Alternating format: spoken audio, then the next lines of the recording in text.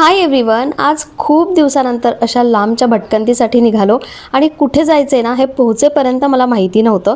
फक्त कार चालवणारा आहे त्यालाच माहिती होतं. तर आज मस्त चतुर्मुखी शिव मंदिराला आलो आहे आणि इतका मस्त परिसर आहे. मंदिर छोटंसं आहे पण परिसर खूप शांत आणि निसर्गरम्य आहे. अशी शांतता, प्रसन्नता खरंच खूप छान वाटते. आणि सगळीकडे ना मस्त अशा महादेवाच्या पिंड आहे. इतकी वेगवेगळी फुलं दिसली आणि इथे आल्यानंतरच मन खूप प्रसन्न होतं. आज एक मस्त गोष्ट झाली. सगळ्यात आधी तर आम्ही लवकर निघालो आणि मंदिर पहाडावर होतं ना, त्यामुळे रस्ता असा होता की तिथे खूप अशा रेस्टॉरंट नव्हतेच, त्यामुळे नाश्ता करायला कुठे थांबलोच नाही.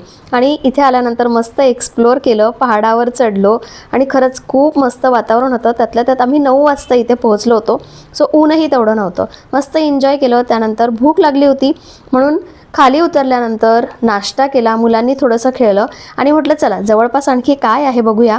तर इस्कॉन टेम्पल होतं कात्रजमधलं, तर इथे दर्शनासाठी आलो. आणि इथे आल्यानंतर आरती की भजन चालू होतं. किती सुंदर असतात ना या इस्कॉन टेम्पलच्या मूर्त्या. खरंच राधाकृष्ण किती सुंदर, किती गोड, असं वाटतं बघतच राहावं.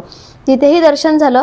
त्यानंतर घरी आलो आणि त्या मंदिरातून मस्त अशी गुजिया आणली होती आणि रस्त्याने हे सीताफळ दिसले ते पण आणले होते.